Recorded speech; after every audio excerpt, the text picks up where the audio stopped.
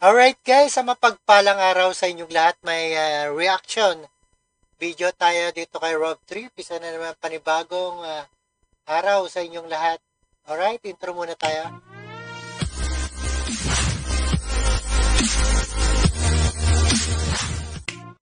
Alright guys, BP Duterte hinamon ng Kamara na suriin din ang confidential funds ng opisina ng Pangulong Marcos Jr. Hinamon ni Vice President Sara Duterte ang membro ng House Representative na imbestigahan din ng paggamit ng confidential funds ng opisina ng Pangulong Ferdinand Marcos. Yan ang hamon ng ating VP Sara. Ito ay matapos iulat ng Commission on Audit na Office of the President ang top Senate na pinakamalaking nagastos sa confidential at intelligence fund noong 2023. At nasaan din ang pag-alis-alis at utang natin na trilyon-trilyon, nasa na kaya yun? Alright, panoorin po natin dito sa UNTV.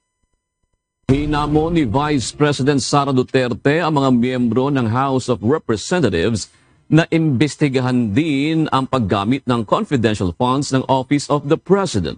Ito ay matapos makita ng state auditors. Ayan, tama yan at imbestigahan din ng confidential ng presidente at congressman at iba pa. Ay pinakamalaking halagang nagamit para sa confidential at intelligence funds ang tanggapan ng Pangulo noong 2023. Sinabi ni VP Duterte, pinakamalaking paggamit noong 2023 ng President Confidential Funds at Intelligence Funds noong 2023. At imbestigahan din yan para ma-impeach din itong si PBBM. Hindi lang ang kanyang tanggapan ang dapat pagtuunan ng pansin ng mga miyembro ng Kamara kung nais nilang magpasa ng batas patungkol sa paggamit. Ayan, kailangan talaga magpasa ng batas. Kung ang batas din, magpasa rin ng batas itong si VP Sara para pare-pareho nang buksan ang confidential funds ng lahat. Ng mga confidential fund.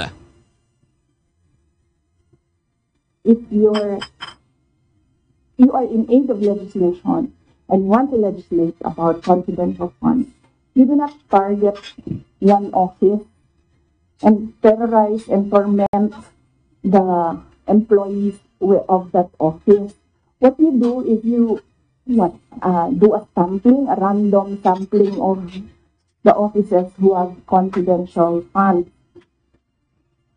Yun, dapat lahat, di ba?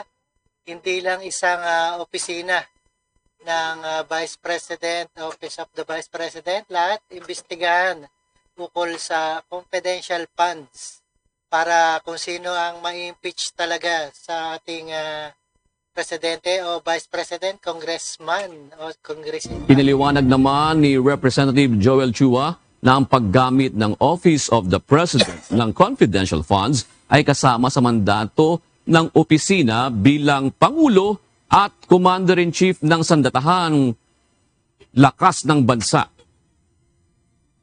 Sa Office of the President is a different matter dahil yun may trabaho at may obligasyon ang ating Presidente bilang Commander-in-Chief ng Sandatahan ng ating bansa at ang kanya po ay it concerns national Dapat may resibo din itong si PBBM na ipapakita. security. Alright, napanood po natin ang VP Duterte hinamon ng Kamara na suriin din ang confidential funds ng opisina ng Pangulong Bongbong Marcos.